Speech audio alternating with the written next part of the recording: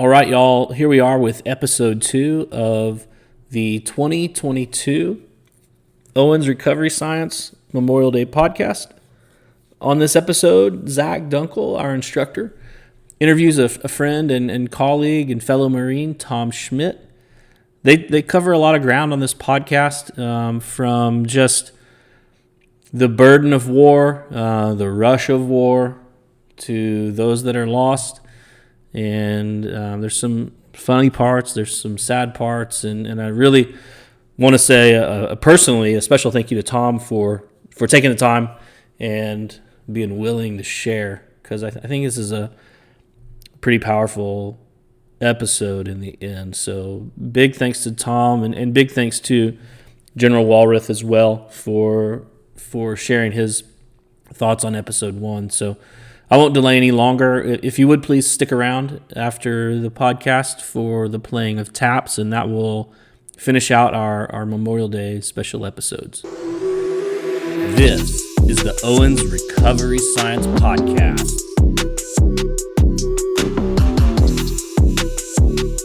Welcome back. Thanks for tuning in. This is our second year we're doing this Memorial Day podcast to talk about some of the sacrifices that have been made.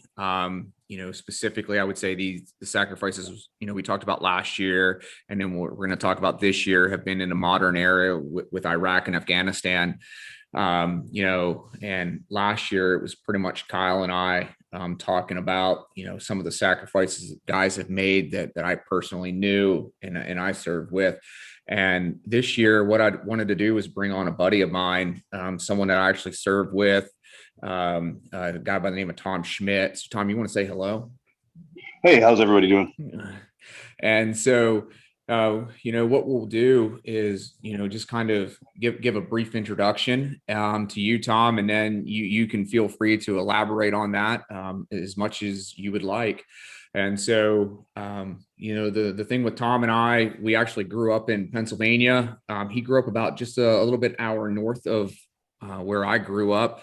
Had no idea who each other was, though, prior to going to the Marine Corps. And I would say that's one of the great things about the military and the Marine Corps specifically is, you get intermixed with all walks of life, so to speak, and then they throw you together and you're forced to work with one another.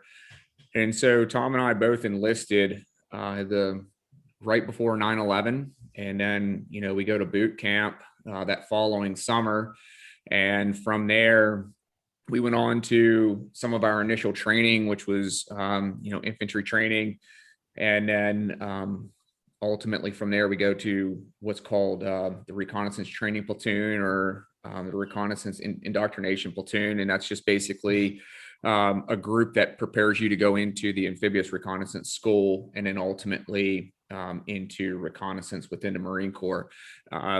For those who aren't familiar, reconnaissance is kind of the special operations unit of the Marine Corps. That unit was the feeder program, so to speak, into MARSOC. Isn't that correct, Tom? Yeah, we engulfed first and second force to create MARSOC, and we also took a unit called FMTU, the Foreign Military Training Unit, and that's what initially stood up MARSOC as we know it now. Yeah, and so basically, the gist of Tom and I. So you went to the amphibious reconnaissance school pretty much, I believe it was the class before mine.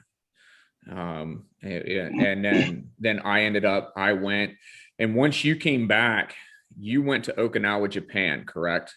Yep. I came back to my platoon, and I was the low man on the totem pole, and somebody was going to Oki, and I'd messed up a land nav course that like a little bit before that. So I was easily cuttable as the boot, and what a blessing in disguise. I loved Okinawa. It was really great being stationed there. It changed my life.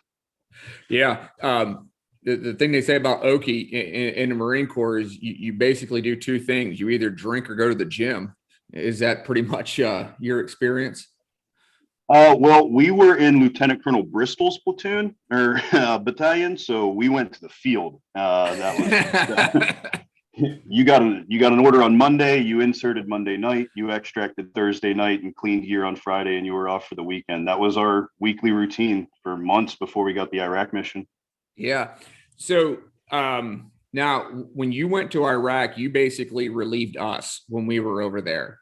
So basically my battalion, so 2nd Battalion, which is based out of Camp Lejeune down North Carolina, we went to Fallujah in September of 2004, and then you battalion came over in April, end of March, beginning of April of 2005, right?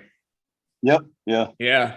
And then so basically from there, I had made the decision. I was done. I was getting out of the Marine Corps, kind of moving on and going to try to do something else.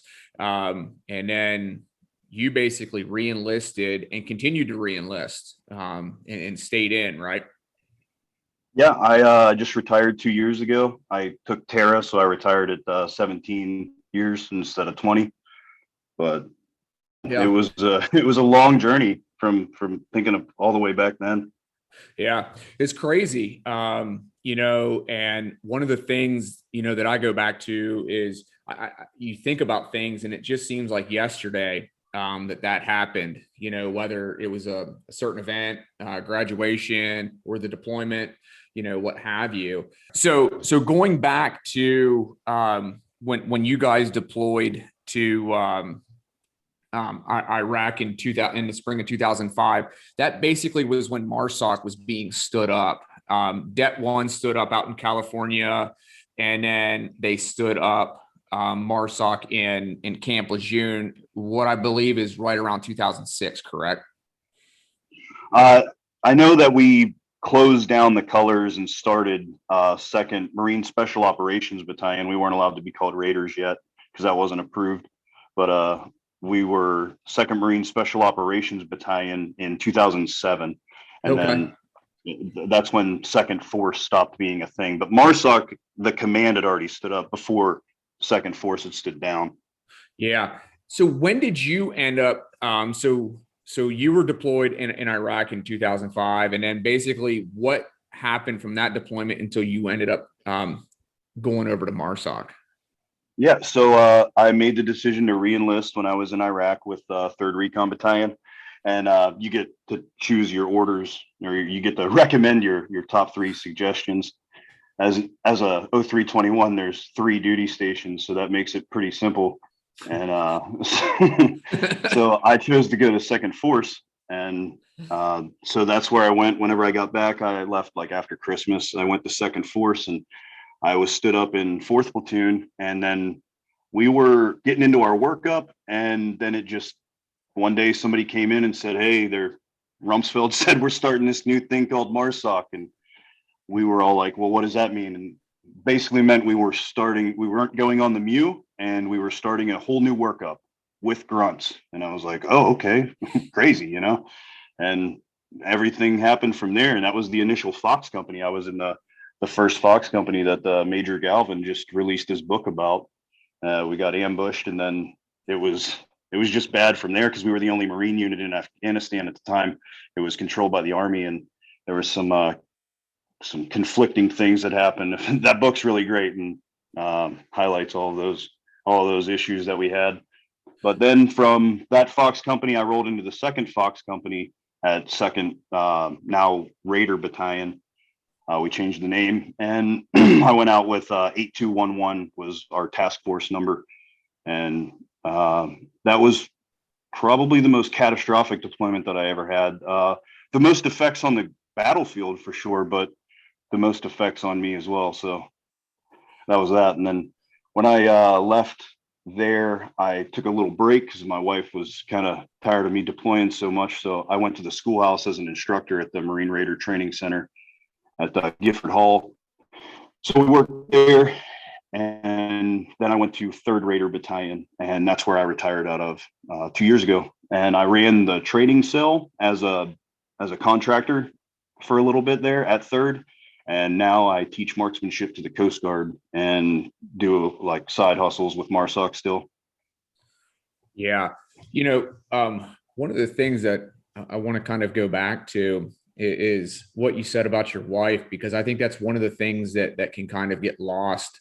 And, you know, the people that recognize the military makes sacrifices. You know, I think one of the things that gets lost with all that is the sacrifices that gets lost at home, with families, whether it's just a wife or it's wife and kids. It's extremely hard on families. And I mean, you take a group like, you know, you were in what I was in, or just the regular infantry, in the height of Iraq. You know, those recon battalions were doing 7-month pumps or 7-month deployments basically every 14 months. And so, and it wasn't just the deployments, right? I mean, the way it works for us was you would do your deployment, you would come back, and you immediately rolled right into a school phase. And so that school phase, you could be gone for months at a time, you know, for military school. And then once you're done with that school phase, you start to work up again. It's a pretty brutal schedule. Yeah. So my wife and I got together whenever she's, we had gone to high school together, and, or anything like that in high school. And then when I went back on leave, when I left 3rd Recon Battalion, was headed to 2nd Force, is when I ran into her, and that's where we started. So that Fox Company workup was our honeymoon phase, and man, was it a test. I mean, so I have 2 stepkids, and then I have 2 of my own, and I've never seen a birth. I've never seen a childbirth, because I was either deployed or training for everything. When I sit where I am now, it's hard for me to fathom like what I have and why I have it, and it's all because of my wife. Like, what? Yeah. I mean, who cares what I have done in the military on a day-to-day basis? I know that people care, and when they say thank you for your service, I know they mean it. I see it. But what would I have if I didn't have my kids, my wife, and my house, and you know what? You know. Yeah, So it's crazy. I mean, it's the wife at, you know, for us, you know, it's the wife. I mean, we were in an all male unit, and dude, it's the wife who holds it together, who holds everything together. I couldn't even imagine, you know, being married and then missing a birth. Like, how does that go over? I mean, my daughter Amelia was born during the Fox Company firefight that we got ambushed in. Yeah. And my son Hunter was born while I was under canopy during a jump package, because he was about a month premature. Yeah. It's brutally tough, you know, and I think, you know, a lot of credit, and deserving credit deserves to go to them, because truly, you know, it almost seems selfish, I think, sometimes, because, you know, here we are, we love what we do. That's what we want to do. And we just expect people to willingly make that sacrifice just so we can do what we want to do. And, you know, a lot of credit goes to them. 100%. Without my wife, I don't know where I would be mentally right now, because when you're in, you wear the uniform, you feel it like every single day, like what you're doing and why you're doing it. But when you become an old retired guy, I mean, all you have is the memories. So, That's man, right. it would be rough if I didn't have the family, you know? Yeah. Now, let's talk about the deployment. So when you said it kind of, you know, it had the most effects on you. Tell us a little bit about it. So it was really, really hot and heavy in Afghanistan at the time, and we were doing a lot of really good work. We had gotten into the special activities realm, which means that we were getting smarter about how we were conducting warfare. You know, like, one of the things I remember really, really vividly is Mark Libo, my operations chief, talking to us. And so we had been tasked to do a slash and burn down south of all the poppy fields, right? Yeah. And he sat us down and he was like, "We can't do this." And I remember thinking, like, "Why, Mark? Like, it's poppy. Like, of course we can do this." He's like, "But you don't understand. Like, the farmer that's growing the poppy isn't a heroin addict, you know, like he has nothing to do with that. He is being forced to grow this poppy. When we burn his field down, he doesn't get paid. He doesn't get paid. He doesn't feed his children. They starve. Like, this is reality." So then, you know, it was just long story short, it was the first time that I ever realized about the second and third order effects on the battlefield. So that was really eye opening. So doing things the way that we were doing them was not the right way the first couple of deployments. And then we got really smart about the way we were doing it. So we were getting a lot more work, but that meant that we were seeing a lot more gunfights, and you run out of luck. You know what I mean? Yeah. And that's the thing is, I was just telling someone last week, you use a little sidetrack story here, but with what's going on in the Ukraine right now, and you got all these, or not all, but you have a lot of former military guys that are going over there and joining the fight, but from all around the world, and there's something about being shot at and being in combat that gives this adrenaline rush, and it just drives it. And eventually, you're going to run out of luck. It's a matter of time. Your time will be up, and it's just a matter of when your time is up, what actually causes your time to be up. Is it, do you get shot? Or are you in an IED? That point in time, does the vehicle get blown up, and then what happens to you from there? But it's just like you said, man, you're just rolling the dice each and every time. And I'll be honest, I got addicted to the rush. I got addicted to the adrenaline, man. I really did, like being on that breach point, like ready to ride that breach in, and knowing that you're going to take rounds in this house. Like it's going to go on, like it's going to happen. You got pop shots on the way up there. Like you're going to encounter a dude in a 10 by 10 space, and you are going to shoot at each other. Like that's a kind of rush that you can't replicate. And the only way that I've found to replicate it is actually instructing. And that's why I love it. Before I like demo something in front of the students, or before I speak in front of the students for the first time, I get that like super scared feeling. You know what I mean? But and it replicates it. And that's why I love instructing. I think within that community, man, it is truly an alpha community. You from a physical context to the intellectual context of what's required, it is the best of the best. And you literally you're going to a house, and let's be honest, it's not like, the infantry is just going through clearing buildings. No, they're sending these operators to HVTs, or high value targets. And with those high value targets come increased threats as well. And it's just like you said, you're rolling up to the house, they have security details out. Yeah. And you know this, like you've been briefed on this, that he has 6 PSD, that he's armed, that all this. Yep. So and so you're going to make contact before you even get to the house. And then once you're there, a gunfight is so unique. It is truly man versus man, and who is the best at what they do, who's the fastest, and who's the most accurate. But yeah, man. So kind of tell us a little bit about like some of the guys in the team. So I've on teams and stuff like that, but the one that sticks with me the most is 8211, Task Force 8211, and it was the first Raider battalion. So like we were MARSOC before that, but now we were with the Raider battalion, and it just came with a stigma and everything else. Same as the recon community had its own, and that's where we all came from at the time. We were all 0321s. We didn't even have an MOS to ourselves at the time, and so it's like this hodgepodge group of guys that were doing something new, but something that was the same at the same time. You were doing new warfare with new equipment, new intel means, new everything, but still it's gladiator warfare. I mean, it's you versus man. And it was crazy. And so that was the largest team I was ever in. The recon teams are only 6 guys, but and your platoon isn't as tight knit as your team is. It's hard to explain unless you've been there. But so when you're in your MSOT, or your Marine Special Operations team, it's really, really tight, and you have your element inside there. But you do everything together, and you learn each other's names. This isn't the grunts, and I'm not speaking ill of the grunts by any means, but you're not deploying with strangers.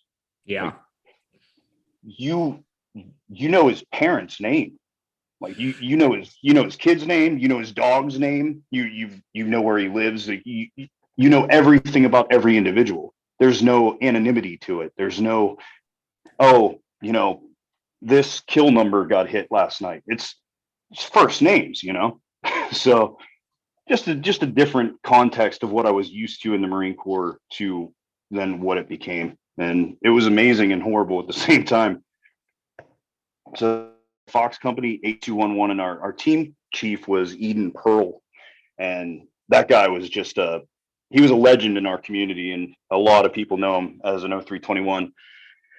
So the one thing that I will say about Eden, and it brings me to a little sidetrack story, is people like to say jack of all trades, master of none. But not a lot of people have heard the whole saying, and it's a jack of all trades, master of none always beats the master of one. Like, and that was Eden. Like he personified everything that you could want to be in a MARSOC Marine, a Raider, a Recon Marine, anything. You could go to him about anything, be it a weapon, anything with a trigger, a fuse. Like he just knew everything. He was like an encyclopedia for warfare, and it was amazing just being a part of that and being able to download some of that knowledge from him. Yeah, it was. I didn't know him when I was in, but when you look into him and what people say about him, he is the warrior's warrior. He is the guy that I think it was you who put on Facebook. Maybe it was a year or so ago, that basically, if you wanted his respect, you earned it in battle. That's where you earned this man's respect. And so, yeah. He wasn't like I am. I'm loud and boisterous and stuff like that. He was so calm all the time. Like I don't remember seeing him spun up ever. Like ever. When he got hit, he was blown out of the vehicle and he was burned from head to toe, but he was still conscious, and he was busting the guy's balls that was carrying him out because Jimmy was fat. Jimmy Starr was fat, and Eden was on his back getting carried off, and he was like, "Jimmy, you fat fuck, you need to get in the gym." This is Eden Pearl, like burnt from head to toe. And I'd say that is one of the great things that I think, that I take away from the Marine Corps. Whenever someone asks me, like, they're like, "Do you miss it?" Dude, you miss the ball busting of the Marine Corps. It is a brotherhood, just like you mentioned, right? It is a brotherhood like no other. It's just, it's crazy how I always, think about, and I say that, in the civilian world, people are like, if you have a goal that you want to accomplish something, like everybody's all supportive about it. But in the Marine Corps, no, they take odds and they make bets that you're going to, they're making bets that you're going to fail. And then they're making bets on top of that of when you're going to fail, how fast it's going to be. So, I mean, it's crazy. There's just kind of sidetrack from here. There's a guy that both you and I know, Chase, just a kind of this story with him. He, when we were in Iraq, he decided he was going to quit dipping. He was going to quit chewing. And that's just not an environment that's going to be successful. No, that just means you're going to bum chew off of everybody. That's right. So we were in a hide site one night, and it was like 2-3 in the morning. We were set up because what was going on was the insurgents were putting IEDs along this main thoroughfare. And I was like, we got into this hide site, built a hide site, and I started sniffing, and I'm like, dude, like I smell Copenhagen. And he goes, "No, you don't." I said, no, dude, I smell Copenhagen. And he goes, no, you don't. I said, "Dude, you got to dip in, don't you?" He goes, no, I ain't got to dip in. I said, "Dude, you got to dip in." And like, sure enough, he's like, "All right, yeah, I got to dip in." And I said, "All right, dude, you lost the bet." But I was like, whatever you got to do to stay awake, man, you do it. But yeah. So back with Eden. So tell us a little bit about kind of that event, like leading up to. So like I met Eden, and I was in the original Fox company and he was an SOTG instructor. And even then he was larger than life. Like he was the dude that like, he was the end all be all for marksmanship and CQB, you know? Yeah. So SOTG is, it stood for the Special Operations Training Group. And just to kind of spin everyone up, and you correct me if I'm wrong, Tom, here, that is basically who ran the coursework, and they were the instructors that instructed the recon battalions and then force recon as they were doing their workups for a deployment. Yep. Yeah. So they still exist in a different capacity. I guess they're not allowed to call themselves special operations anymore because MARSOC stood up, but so I don't know. I don't remember exactly what it's called now, but yeah. So they were in charge of all of our training, and like your company checked into them, and when you left them, you were ready for war. You know. Yeah. So Eden was, I think, the lead CQB instructor, but I could be wrong on that. But he was out there, and it was just like he was larger than life. So I was ecstatic when he came to Fox Company to be my team chief on the next go around, and now we broke down into, it was a different capacity. We like reorganized ourselves within the companies a little bit differently and tried to mimic kind of the structure that SF uses on how to do their irregular warfare and how to structure ourselves within the team. So there's a lot of growing pains with it and stuff, but we had, once again, we had Eden Pearl, you know, so it was just that we were the jump team. So that's how it all started. He was the jump master, so he got put in 8211, and we started our workup from there. The first thing that we would have done was the shooting package and everything else, and then it was just Eden ran everything, and Mark Libbo was our ops chief. So Mark was like a shadow governor, kind of like he locked on ranges and training areas and stuff like that, but Eden always ran the training, Yeah. And I don't know. He was like that. I don't know if dad's right, but like big brother for sure, So the night that we got hit with them, we weren't very deep into that deployment. We were only like 3 months into that deployment, and we had gotten some really good intel on guys that were working really close to our FOB, like where we were stationed, our forward operating base. Yep. In Herat, Afghanistan.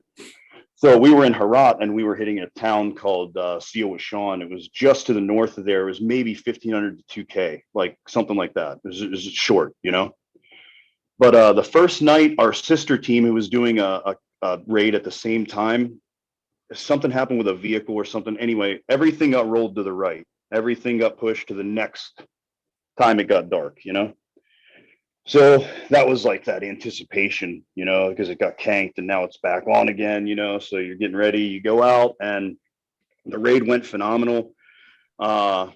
We nabbed dudes, we got a bunch of ordnance and stuff like that. And we reconsolidated on the vehicles. And when we were leaving, we were lined up, and I remember I was turned around trying to make sure all the vehicles were up, because so in front of me was an RG-33, and for those of you that don't know, it doesn't have like a person sitting in the turret. It has a remote control gun system. So it doesn't have like really good situational awareness of what's going on. So he's going real slow until the convoy's up, right? Mm-hmm. Well, I'm turned around looking, and there's an A&A vehicle behind me, Afghan National Army. So it was like a Ford Ranger. It was right behind me, and then Eden's vehicle was behind that. And as he passed under a street light, it exploded, and it went about 10 feet in the air, and it was engulfed in flames. With the post blast, I guess they said that it was covered in aluminum powder. They had bags of aluminum powder on it, and that made it like a massive fireball. Yeah, that was one of the strategies in Iraq that the insurgency really started to do. Because about this time was you started to get like some MRADs kind of become a little bit more popular, and they started getting pushed overseas. And the MRAD is just nothing more than an extremely up-armored vehicle. A lot of what we were using at the time was just simply Humvees. And then, like you said, with those Humvees, even if there was armor to them, you had the turret. and the gunner was exposed in that turret. And so the IEDs, kind of from an explosive standpoint, started to, maybe you could say, had a little bit less of an effect just because of the armor of the vehicle. So what they wanted to do is kind of induce a more catastrophic event. And they started doing things that would basically increase a fireball. And yeah, that became pretty serious. So when you guys got hit, then vehicle just kind of explodes and flies in the air, and then you got this so huge. It's like 10 feet in the air and it's already in a ball of flame. So yeah, I mean, I hate to say it like this, but I just thought they were all dead. Like there's no way anybody survived that. Right. So we started getting ambushed at the same time, and I'm returning fire with my 50 cal, and then they start telling my vehicle to back up. So obviously there's casualties. According to the plan, my vehicle and the vehicle in front of me were the casualty evacuation Vic. So we started backing up, and we were in a GMV. All of our trucks were GMVs. I don't know what that stands for, but it's a Humvee that has an open turret and an open back, so you can sit in the back of it. Yep. So there were 5 people in Eden's vehicle. There was Eden, our Terp named Ali, Mark Libo, John Stans, and Nick Roush. Nick Roush was an Army Phyops guy. I always call him a kid because, we were all staff NCOs with multiple combat deployments, and he wasn't. But he wasn't a kid. So Nick was the driver, and Ali was in the back passenger side behind the driver, and or back driver's side. So when the vehicle landed, it landed on that side and pinned them in. So they died. But everybody else was thrown from the vehicle, Mark, Eden, and John.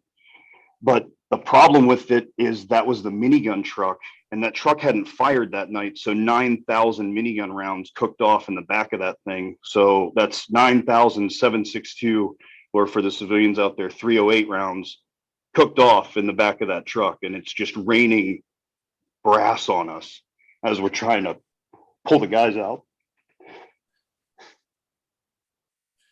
Yeah.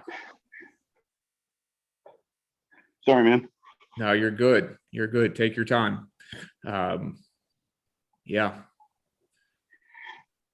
So the vehicle was pinned on that side, and we wanted to get Nick and them out. So the dog handler that we had actually stuck a 50 cal barrel under the vehicle, and we tipped it over, and they got Nick out, and they put him in a body bag, and he was in one of the trucks, and just started packaging up the rest of the casualties, because the C-130 that we had overhead was telling us that there were 117 people moving toward us, and we said 17, and they said negative 100, over 100 people. And then they started shooting terrain denial fires to give us a little bit of time. So we're packing everybody up, and Eden's busting balls, and Mark Libo is just screaming. He's just standing up, walking back and forth, spitting all of his teeth out on the ground and screaming. And like, he's mad. He's like really, really angry, John Stans is really, really incoherent. He had a really bad brain injury. So I picked up John to put in my truck. He was going to go in the passenger side. Just to give people a little kind of background on Stans. If there's any Gold Rush fans out there, John Stans is on Gold Rush. And he's pretty crazy. He's an extremely hilarious guy. I mean, you would agree, right? Oh my God. I don't want to call him a clown because it's not the right word, but he is the morale booster of your team. Like 100%. There is no way you are in a bad mood if John is in a good mood. That's not possible.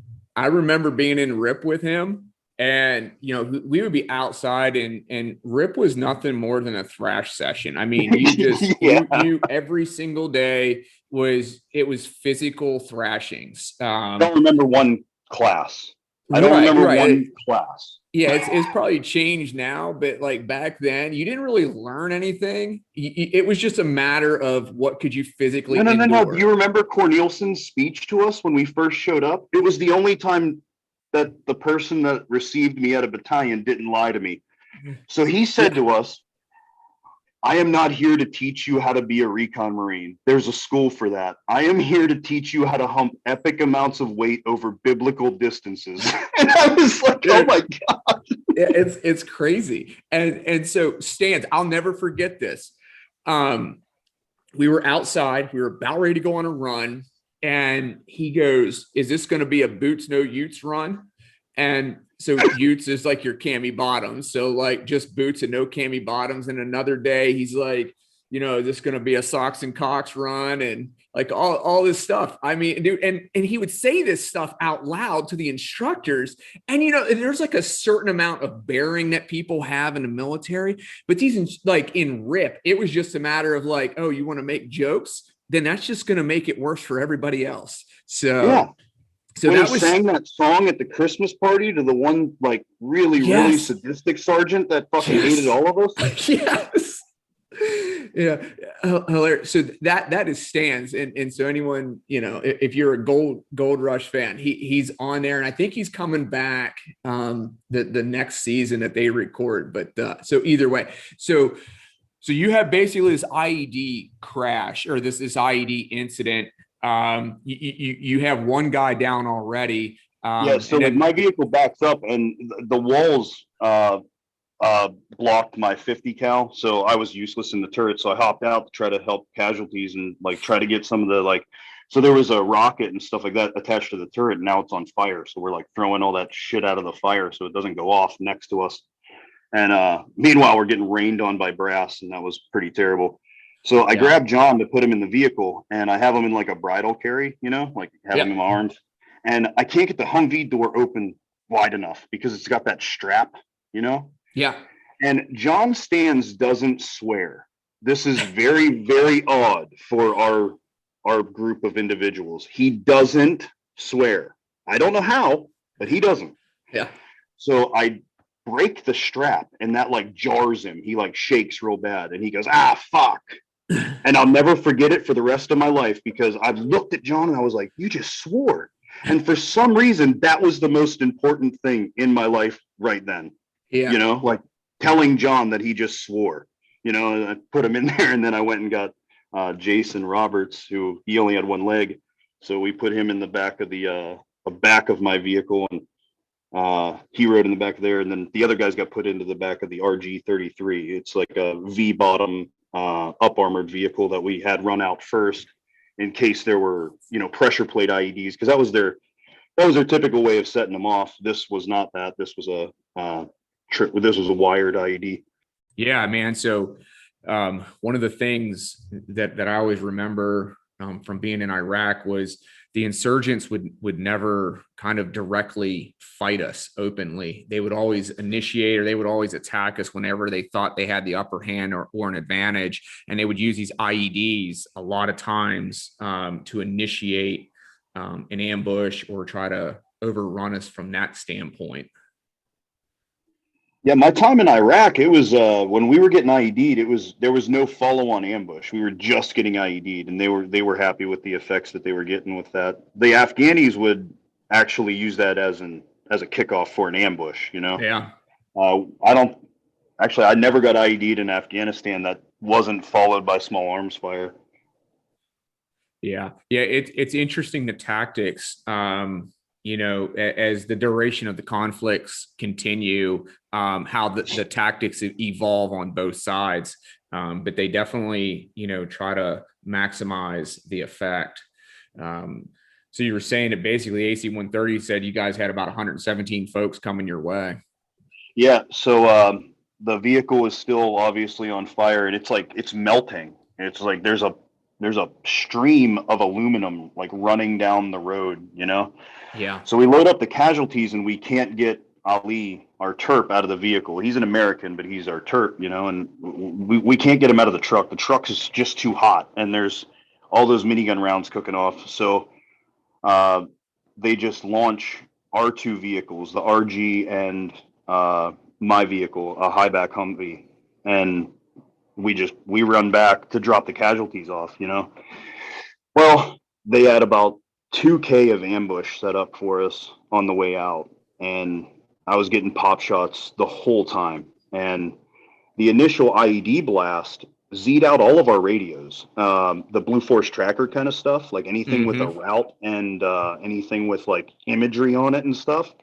It was Z'd out. It was gone. The data was gone. So Now, we're coming out to steal with Sean, and we don't know which way to go. We hit a Y in the road, and we picked left. And if we would have picked right, I wouldn't be having this podcast right now. Yeah. Did you guys have any air assets on station, whether it be ISR or someone guiding you from the air, and besides the AC 130? So the 130, they like every sensor was tasked with the forces moving on our guys that were still back there trying to get Ali out of the vehicle and consolidate everything. So I'm not even sure if they pushed an asset to us for that exfil. Yeah. I know that they, like the guys that were on the ground, they had that 130 overhead, and our JTAC 50, man, he was awesome. He was a prior fixed wing guy, and just like, but he saved our lives that night. Yeah. So what, as the events unfold, what kind of goes on from there? All right. So we have all the casualties loaded up in the 2 Vics, and we're pushing back to Herat, to the row 1 or row 2 facility. And that means like level of trauma center, you know? Yeah. So this is our first trauma center that we can get them to. And we're trying to get them back as fast as possible, because burns only get worse with time. And that's what everybody's really, really focused on, because Eden Way is starting to close up, and everything's just it's going bad, and it's going bad fast. So we're literally getting shot at from every rooftop on the way out. And it was getting really taxing. And my turret stripped out, like the handle on the turret literally stripped out, the gears. And I was spinning the turret from side to side, like shooting the 50 cal, and I tore my oblique coming in the gate. And so I was like trying to help offload the guys and stuff. And they had, stretchers out there, and Jason was in the back of the vehicle, like kneeling up on his good leg, and he just had a stump hanging there. And I asked for a stretcher, and they were like, he can walk. And I opened the door, and they said he didn't have a leg, and they were like, oh shit, no, he can't. Yeah. So we got everybody offloaded, and this was the bad part. Our boys were still in contact, so we were headed back. So I'm literally like, I'm dumping 30 weight in the 50 cal, like speed reloading some slap ammo, man. Like I'm getting ready to go do God's work again. And it's going to be really bad, because they're really sure we're coming now. Yeah. So we were coming up Route 1, and the most glorious sight I ever seen was that initial truck pulling out onto the route in front of me. I was like, oh, thank God I don't got to go back in there. Yeah. Yeah, it's pretty crazy. Like when you just get hit after hit after hit, and it's just a matter of, dude, let's just let the night just end. Let's just get out of here, and then recock, regroup, and then maybe go back in. But yeah, man, it wears on you, and you just get fatigued. You're like, can we just be done with this? Yeah, the worst part of that one is it wasn't over, because Ali was left. Right. And so we went back, we consolidated back on our FOB now, our forward operating base, which was not Herat proper. We were down the road a little bit. And we watched ISR, the drone feed all day of them pulling his body out and urinating on him. And they hung a sign around his neck, and they were, tearing shit out of our vehicles and trying to steal whatever they could and stuff like that. But man, watching him get messed with like that, whew, that'll stick with you. Like that. It's pretty hard.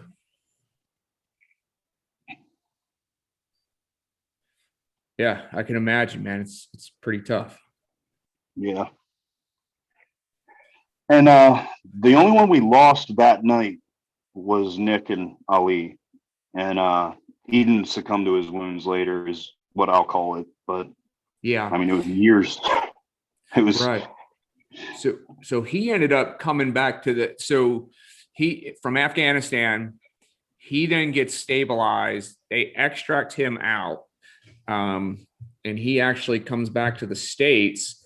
and goes to BAMC, or the Brooke Army Medical Center, and then the Institute of Surgical Research and whatnot down there in San Antonio, or ISR, which is like the big burn center in Texas. And that's what I always tell people, if you ever, have known someone in the military, and they come back from overseas and you're like, hey, they're going to the burn center, that is the burn center. And so date wise, Tom, this was 2009, correct? Yeah. So 2009. And then basically, he kind of, I don't want to say recovers, but he gets discharged out of Brooke Army Medical Center. And it's, I believe, 6 years later is when he actually succumbed to his wounds, correct? Like 2015 is when he actually died. Yeah. I was on another deployment. I was in Germany at the time. Yeah. It's pretty tough. A lot of times, guys with injuries and whatnot, they may not necessarily die in country or at the time of the incident, but they ultimately die there. And due to the injuries that were sustained from that. Yeah, man. Eden was something special, man. So like, I don't know why, but we were lured into this false sense of confidence that he was going to be just fine. I mean, the only thing that we had seen was them intubate him. And I remember seeing that with my EOD tech and like, breaking down a little bit, but that was the only, like, I don't know. It was very weird because burns they're tricky, man. Like, they don't look that bad at first. Right. And so he was busting Jimmy's balls and everything else. By the time we got him back, his airway was closing up. So they intubated him. And that's when we knew, like, oh my God, it's really bad. And then it was a few days later. It might have been even longer, but I mean, who knows the timeline. But the first thing that we got told about Eden wasn't that he was getting better. It's that they had to take both of his legs and his left arm. And man, we still had 4 months of deployment left. Yeah. So we got a combat replacement, and we kept pushing the fight, man. Yeah. That's the thing that I think is really hard. For the guys in the rest of the team, or the rest of the platoon, or the rest of the group, is, in the moment, you don't have time to mourn that. And I bet Eden would tell you the exact same thing, man. You got to push on. You got to continue on with the mission. Mission comes first, and that was the mantra. And so when these guys go down, you don't have time to think about it. You can ask, like, hey, how's Eden doing, or how's so-and-so doing, whatever. And you just get a brief update, but then you just continue on with the mission. It's very different than, I think, the way, things are on the civilian side of things, where there's a grieving process, there's a mourning process. But when you're in a combat zone, when you get hit with an IED, when that happens, you literally are just, the next day you pick right back up and you're back in the fight. And it's like you said, you got to go out and recover the Terp, or, the other individuals who, maybe you couldn't get out of the vehicle and whatnot. It's really tough. And I think ultimately, it's not just tough in the moment, but then it's tough when you come back and now you're dealing with that. And, it's honestly, I think, kind of, what makes Memorial Day, it really is special as it is. And I think for me specifically, and I think a lot of veterans feel this way, especially those who lost somebody, it's a very unique holiday, in the sense of we're supposed to remember and lift these people up, or lift these guys up as heroes, people who literally sacrificed their life for the freedoms and the things that we enjoy. But at the same time, there's a grieving process, and because we never were able to grieve at the moment, we have a lot of these emotions kind of held in. It's a pretty tough balance. I really like I felt like inhuman when my mom passed away, because my level of grievance just, I wasn't capable of grieving for my mom the way that my sisters were, or my dad was. It's like 70-year-olds on their second pacemaker die. Like that's what happens. Yeah. Like I was just like so surreal about it, and they were like, "What's wrong with you?" And I'm like, "I don't know." Yeah, it's really kind of crazy. Kind of that grieving and how you're like, yeah, man. I mean, it's as you age, as you get older, it's almost becomes acceptable.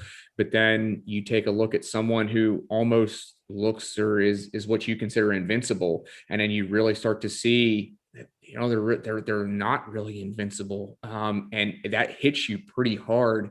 Like you said, whether it's at first with the intubation, and then it's like they took both legs, they took an arm, and you're like, holy cow, man! Like, dude, this guy was larger than life. Oh yeah. Yeah, and you couldn't like fathom it. Like it was just, you can't kill a god, like that's like, it. Like this guy's immortal. Like he does not die. Yeah.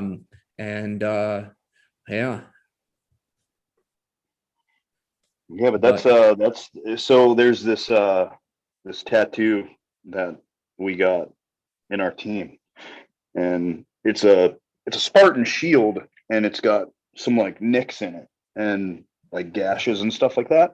Yeah. My buddy designed it, and it's really cool because I'm down here and I'm teaching MARSOC right now, and the team is 8211, and some of the dudes have that tattoo. And I noticed it was different than mine, and I looked at it, and they've added people to it.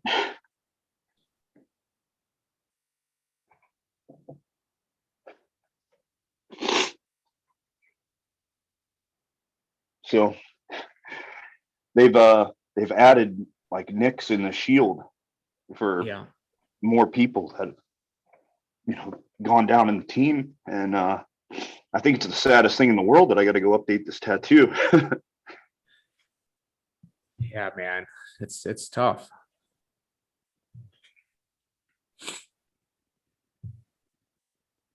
Yeah, I think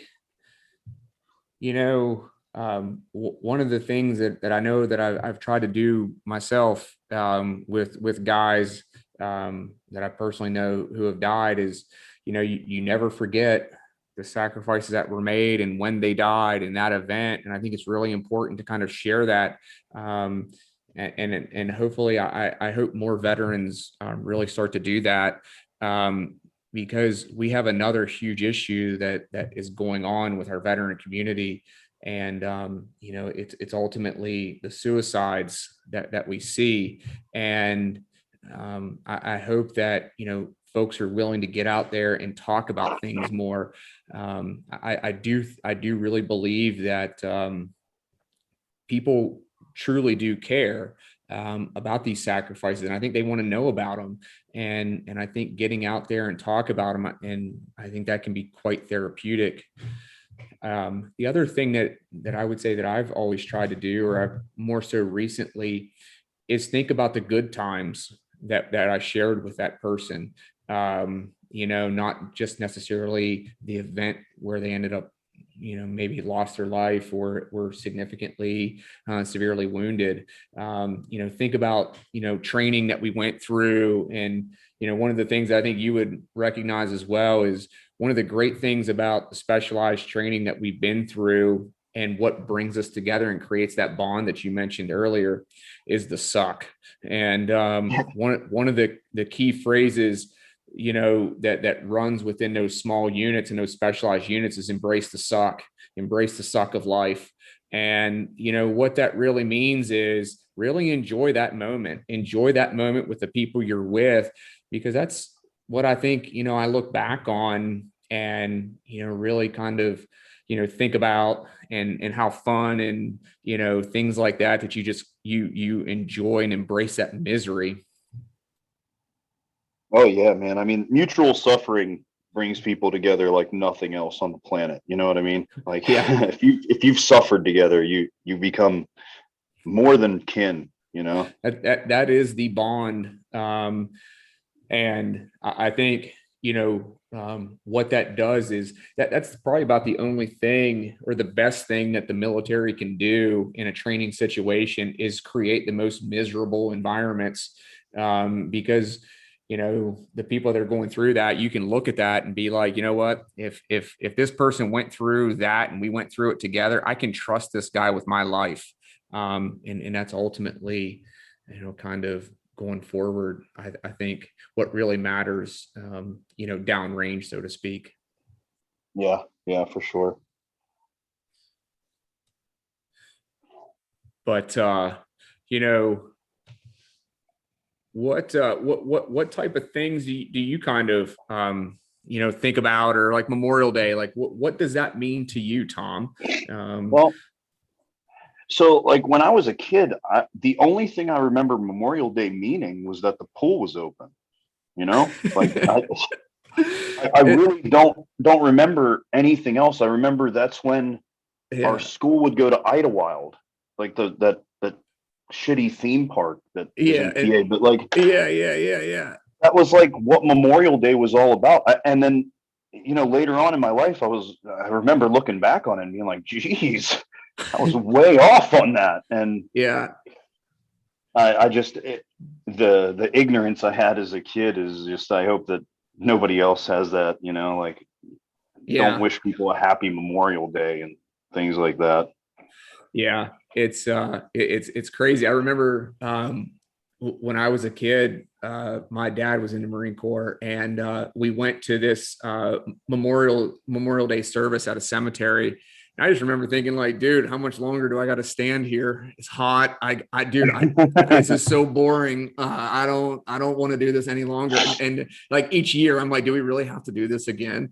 And I think, similar to your experience, looking back, I'm like, I would stand there for days on end if it meant that we could bring more of these guys home alive. They could come home alive. I would sacrifice, whatever heat, whatever humidity, whatever I personally had to do if it meant that these guys would still be alive.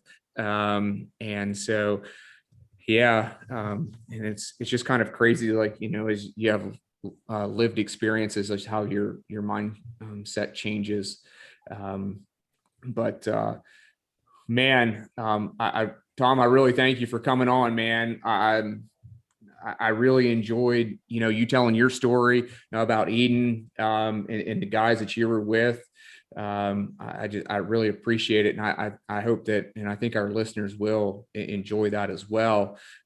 Is there anything else you want to share before we kind of wrap things up? No, I don't think so, man. All right.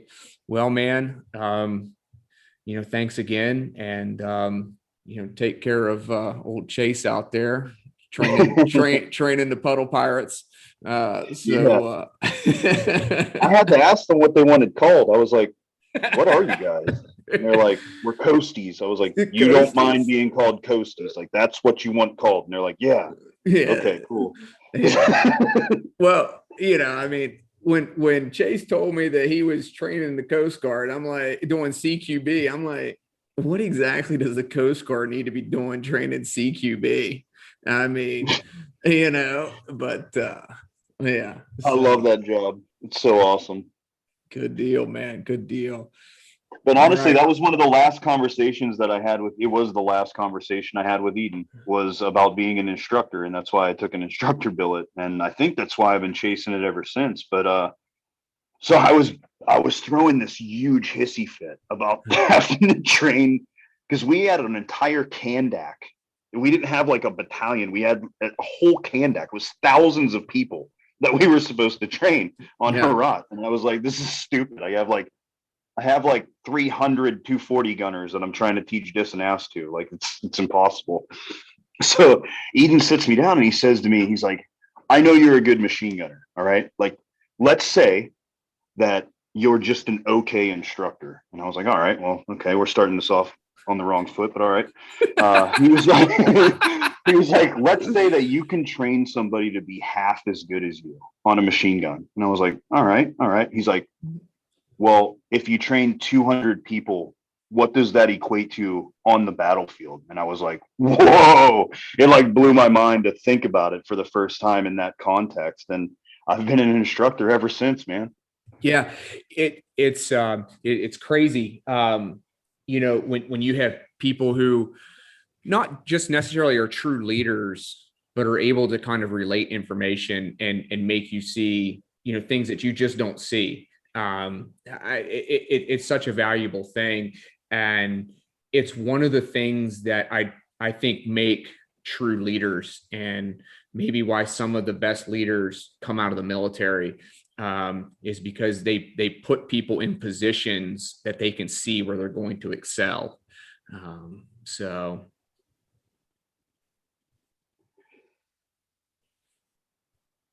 Yeah. All right, man. Yeah, well, I guess I got to get back to the grind. All right. Hey, thanks again, Tom. Yeah, no problem, man. I really appreciate you having me on. Absolutely, man. Take care, okay? All right, thanks. All right. Thanks so much for listening to this episode of the Owens Recovery Science Podcast. We'd like to conclude these special episodes with the playing of taps.